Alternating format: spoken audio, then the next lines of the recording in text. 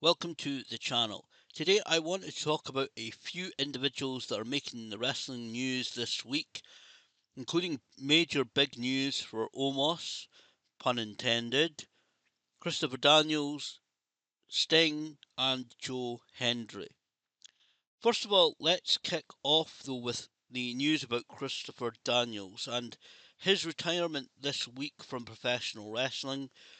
In storyline, after his final match with Hangman Page, Christopher Daniels confronted him and said that his doctors had advised him never to wrestle again. I don't honestly know how far from the truth this really is, on whether what the physical condition of Christopher Daniels really is. I hope it certainly he's in a decent condition. I hope that he is okay.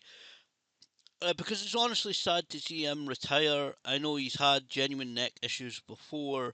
There's a documentary where he gets his big break in WCW, the tryout match, and he does, I think it's a split legged moonsault or goes for the BME and ends up landing on his head and does damage his neck a little bit, which puts him out of action a little bit. But certainly, Christopher Daniels is a well respected wrestler, a guy who I know, a lot of young fans these days may not have been around when the major changes in 2001 happened with WCW and ECW either being bought or going out of business.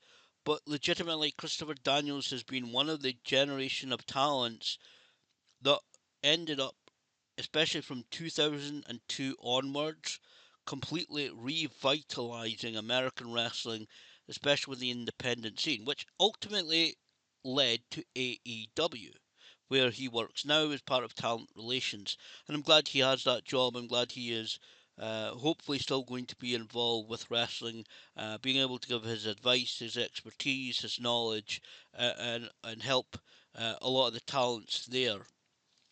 So Christopher Daniels been one of the guys like AJ Styles and Samoa Joe, and in fact, him and AJ were both signed under WCW contract when WCW went under, so they had to wait a little while longer for their big break. But I think really his big break came out shortly after, with the revitalization of the American independent scene. So companies like Ring of Honor and TNA, Christopher Daniels became a regular wrestler for those promotions, a solid talent. He was on a lot of those cards, and you know he definitely, I would say, although okay it wasn't for quote unquote at that time at least major promotions, that was really kind of the big break I think for Christopher Daniels, because he got a lot of exposure, was seen a lot in the UK. There was the short-lived wrestling channel, and honestly he was one of the guys where they used to have some idents and promo videos in the advert breaks, and he was one of the most regular ones played. Him, and a couple of the UK stars like Johnny Storm. You know, Christopher Daniels' promo video was one of the ones that you could guarantee if you were watching, say, an hour long show, his would be played like once or twice. And obviously, with things like Wrestling Magazine and stuff like that, Christopher Daniels became a well known face, and known on a lot of these independent scenes, obviously for companies like Ring of Honor and especially then TNA. He was a major star, was one of the highlights of those companies. So it is kind of sad to see Christopher Daniels retiring. I'm, on a personal note, glad that I was able to see him wrestle at the TNA Impact tapings in Glasgow, Scotland in 2014. It was a double taping of Impact with a match done for Explosion. And I was really glad that I know I hadn't really, it wasn't at the time, and I've never really been heavily watching TNA. It's not, I'm not, I really, especially that time, I was really following the product and watching the TV shows. But certainly Christopher Daniels, I didn't watch every episode, but certainly I was hoping that Christopher Daniels was going to be one of the guys that was on the show. Thankfully, he was. He teamed up with Frankie Kazarian, who's also paid tribute to his friend on social media. And actually, one that legitimately, I think the thing that popped me on that show was the appearance of Curryman. That was unexpected. I don't think there was any lineup really announced prior to the show. Or any of the matches really that were expected, at least that I didn't know about. So even though it was just a quick segment with Bully Ray coming out and slamming Curryman into a casket, that was a good bit for me. I really liked that when the Curryman music suddenly hit. We were just waiting there. It seemed like a minute or two with silence, and then suddenly the Curryman music hit, which I actually like that theme anyway. So when that hit, and obviously we know who's under the mask, so when that happened, I was overjoyed because I got to see Christopher Daniels as a fallen angel with Krug Kazarian.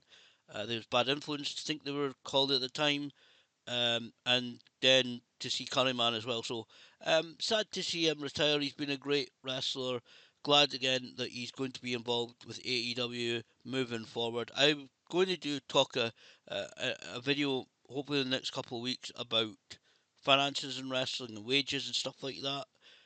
And I'm glad that uh, Christopher Daniels is one of those guys who's able to benefit from this and that he's able to have a job in AEW and continue being a part of professional wrestling and uh, continuing to hopefully um, able to give his knowledge and his experience to many of the talents in AEW who I'm sure could certainly benefit from that. Jack Morris. This is the guy that I was going to talk about next. But things have changed slightly. Before I was going to record this, I've seen the news that Omos is now heading back to WWE. This is a bit of a strange one, honestly, because what I was going to talk about with Jack Morris is firstly, I saw Jack very, very early on in his career. He used to wrestle a promotion here in Dundee, Scotland, promotion that I no longer go to, and I believe he left that promotion behind as well when he's in Scotland. I don't think he wrestles with them or has anything to do with them, which is actually, I think, a good thing. But I saw him wrestle a handful of times for that promotion. He was a regular part of that promotion. He just wasn't allowed to wrestle, partly because he was involved in a faction, a group where, honestly, one of the guys leading the faction bit egotistical. It was all about him. He had to rip off Eric Bischoff. It went on far, far too long, in my and many other people's opinions. And for some reason, they just wouldn't let Jack wrestle very much. And absolutely, if things were completely different, he would have been a big star there. He would have been a solid talent there. I said at the time, I've always said it, he reminded me of a young Lex Luger. He certainly had a lot of potential, but though we didn't, again, really get to see him wrestle more than a handful of times because they just wouldn't let him wrestle for some reason. Because I think they're really the honest that leader of the faction just wanted him as a kind of a bodyguard figure, and I think they completely missed out on him. I've said it for the past few years. They missed out on Jack Morris. They could have made and should have made a lot more of him, rather than just being the bodyguard and the figure in background kind of enforcer figure of that faction, which was a horrible idea to begin with, anyway. But certainly, almost returning to WWE. What I was going to say all about that was that I thought that this could potentially put a lot of WWE eyes on Jack Morris. He's a guy that's gone over to Japan for Pro Wrestling Noah. Certainly they do seem to think a lot of him.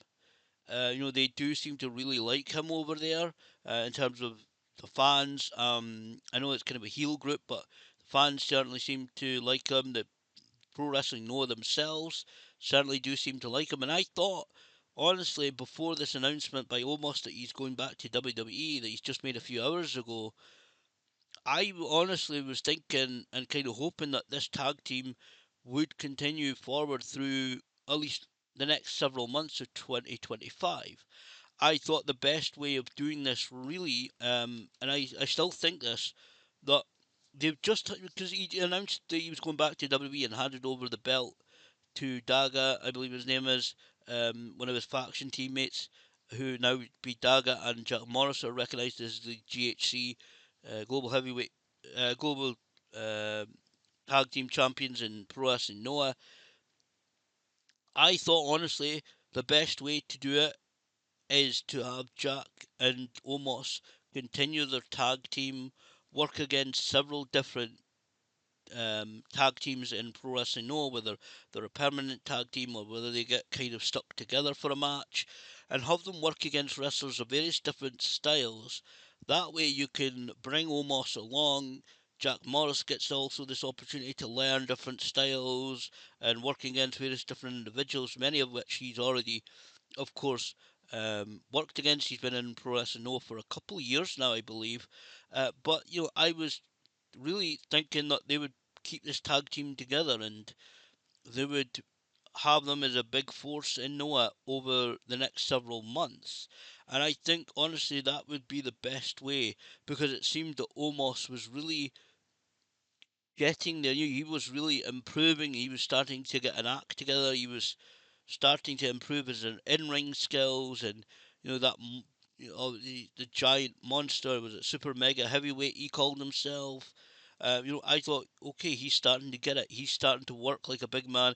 Oh, not work like Andre the Giant, because as he said in a couple of promos himself and post-match press conferences, including I think when we become tag team champions, that he's the best giant in the world and stuff like that, and he doesn't want to be compared to other giants in the past.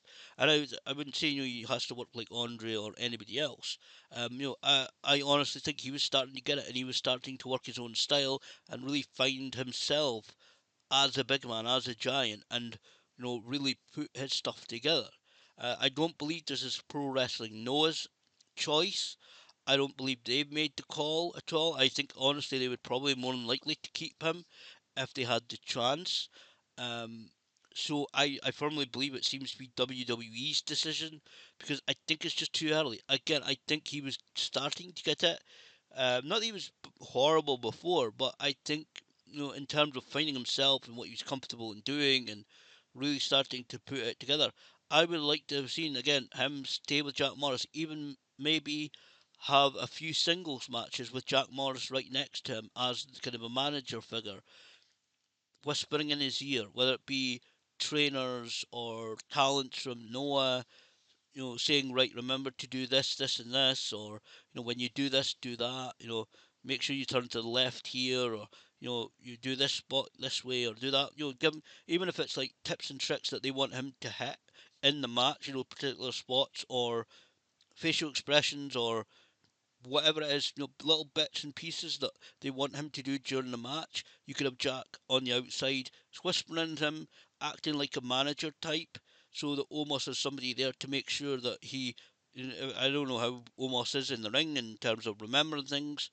I don't know, people have their own opinion on that, but have someone like Jack Morris ringside so that if Omos doesn't get lost, but I'm like, make sure that if there's a couple of any bits important things for the story of any feuds or matches, make sure that he's able to hit that, or any call out any audibles and changes and stuff like that. So if they say obviously there's a language barrier as well with it being Japan. I don't know how much Japanese almost or Jack really talks, but just having Jack and somebody there to guide him um, would be good. And I thought they were really starting to get something with Omos in Pro Wrestling Noah. So again, obviously it doesn't seem like it's um, Noah's choice for him to be recalled by WWE, which does beg the question of whether he's going to be in the Royal Rumble. Quite potentially he will be. Maybe we'll see him soon on WWE TV again. That seems to be the plan. I mean, I would say Rumble maybe, because they're calling him back now. Maybe we'll see him next week. Maybe it won't just be a Rumble. Maybe we'll see him the next couple of weeks before the Rumble appear. But yeah, too early. The excursion, I think, 2 degrees been successful. I just think it's going to be too short. I want to talk also about somebody I saw early in his career, and that is Joe Hendry, another Scottish wrestler. who has just won the TNA World Championship. And the amount of names that have held that title is an amazing list. Again, Joe is a guy who has fought and really really struggled and put in the hard work over the years. He's been wrestling for about 12, 13 years now at this point, maybe 14 years at the most. He's definitely put in the time and effort. He was part of Impact Wrestling before. He has got his own promotion here in Edinburgh, and I actually saw, I think it was some Edinburgh News or something. There's certainly some interview that Joe has done with somebody. I forget what I missed kind of what the name of the actual thing was, but it was Joe interviewed by Scottish journalist, and Joe was talking about how obviously he's from Edinburgh, he's looking actually to buy a house in Edinburgh, and he still wants to remain as part of Edinburgh. And in fact, he actually runs Discovery Wrestling, which he took over at the start of last year, um, and that runs in Edinburgh, in the Edinburgh area. And I used to know the guys that used to run that promotion. Um, I attended the first couple of years, but just different commitments in life and stuff like that kind of took us out of going through to Edinburgh for those shows. And with obviously Joe having the TNA World Championship now, that does beg a potential question of whether we'll see him defend the championship in Edinburgh. I know that the Discovery Wrestling has had the Ring of Honor World Championship defended. I don't know whether any TNA titles have been defended there, but certainly that could be quite a significant show if Joe was to get permission to defend the TNA World Championship in Edinburgh at a Discovery Wrestling show, even if it's kind of a, okay, we know he's going to win kind of match, but even if, but if you could defend the championship, I know he talked about maybe TNA having a show, maybe even in somewhere in Scotland, somewhere like Edinburgh, that would be a big event itself. So certainly it's a major accomplishment for Joe. Congratulations to him. It's been ages since I've seen him wrestle live due to the splitting of the promotion I used to go to. And we didn't even really get a really lengthy look at Joe in that promotion. He did win their major title, or the main title, but then opportunities came up elsewhere for Joe. And I don't blame him for chasing those opportunities because a couple of them were potentially really major opportunities, and then Impact Wrestling came along, and so it's fantastic that us in Scotland have another world champion. It's amazing to see that. Again, congratulations to him. Many people complain always about um, people, wrestlers or people in Scotland plying their trade, but then going overseas. That's something that keeps coming up. But the fact is, when the work is elsewhere, especially in somewhere like wrestling, and maybe this will give WWE another push towards Joe Henry. Maybe we'll see Joe with that relationship now being official between WWE and TNA. Maybe this is something else, another opportunity that will present itself for WWE with Joe Hendry. It just puts him in the shop window for a company like WWE, which again, for him and for Scottish wrestling as a whole, is only a good thing. I've talked before about the amount of Scottish wrestlers that have gotten a lot of opportunity in places like WWE now. Um, it's fantastic for him. Congratulations to him. Glad he's getting this opportunity, and you know defeating formerly Dolph Ziggler, and defeating Matt Cardona. I think Nick Nemeth, I think he wrestles under, and defeating Matt Cardona in his first title defense. He is in an amazing place in his career right now. I want to very quickly also mention Sting. An announcement again yesterday was that he is going to have 2025 as his last year where he will be actually making appearances in full regalia, in his full face paint and gear. I had the opportunity to meet him in 2015 when Inside the Ropes did a show with him. Uh, That was fantastic. Always been a Sting fan since the late 1980s, so being able to meet him, especially the picture you'll see on this is him in full makeup and wearing his Scorpion Sting WWE t-shirt. He was with WWE at the time, and when wearing the black coat with the red trim. Fantastic opportunity to get to meet him and then hear him talk about his life and career for a couple of hours. Uh, a lot of people are making out a lot about this, that, basically he's maybe retiring his Sting persona. Not really going to retire the Sting persona. I think from time to time, I think we will see him in makeup, at least in the face paint. I think we'll see him from time to time do the face paint. I just think he means probably more that he won't be really appearing and dressing up in the clothes and stuff like that. I think from time to time when he wants to, we may very well see him still appear with a face paint. But either or, regardless of whether he's wearing the face paint, regardless whether he's wearing the singlet and the jackets and the big presentation of these kind of comic cons or events. I know you'll be in Manchester um, uh, in the middle of February. I can't make it myself, unfortunately, but certainly, whether he's wearing the face paint or not, whether he's wearing the full regalia or not, it's still Sting. It's still the multiple-time world champion, tag team champion. It's still Sting. It's still the same guy. I don't think too many people really will bother too much yet. It's fantastic. I've got a picture of him wearing the face paint and stuff like that. The way I would prefer it. I know a lot of fans would prefer it that way. Um, but still, I met some of the guys who are not made up and stuff like that. So it is still Sting. It's still Steve Borden. It's still the wrestler we've always admired for many, many years. So it's going to be sad that he's going to kind of step backing a little bit um, from that kind of thing. But again, it is still Sting. It is still the man. That if you get a picture with him, even if he's just there and just I don't know jeans and a t-shirt, it's still Steve Borden. It's still the man they call Sting. So I think a lot of the wrestlers, some of them, depending on how successful career they've had, will, depend. It really depends on whether they are going to make these kind of comic cons and appearances in so-called full gimmick. If they're more successful, maybe they'll be more dressed back in their normal clothes. But if they're maybe more, not, you know, one of the major, maybe they're a good star, legend of wrestling but maybe they're not, well enough off. They're not multi-millionaires.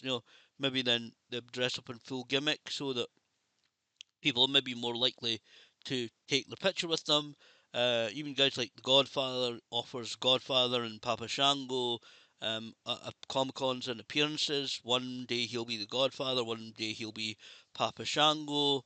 I know he's doing that. He's again also appearing in Manchester um, next month. So yeah, it's sad to kind of see Sting kind of peeling back the layers one by one a little bit in terms of his retirement. But certainly, uh, again, whether you get these pictures with these guys in full makeup and full regalia and full character or not, it's still the wrestler that you've met and that you wanted to, you saw on TV and that you've admired for years. So certainly, various different individuals making the news headlines this week. Again, happy retirement to Christopher Daniels. I hope that WWE and some maybe other companies still have their eye on Jack Morris. Joe Henry is definitely putting himself in the shop window.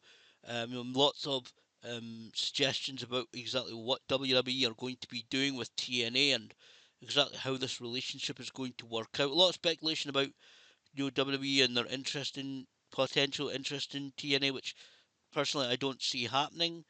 But certainly, guys like Joe Henry, and we know that it seems Jordan Grace is absolutely making the move to WWE. I think that seems and all the moves shutting down their social media account thing, and then seemingly the welcome that she got back after her match recently on Genesis, I think it was, with a certain other woman. Certainly, it seems that she's going to WWE. So, honestly, it's quite an exciting time for wrestling. I think there's going to be a really good next few weeks and see what will go on there.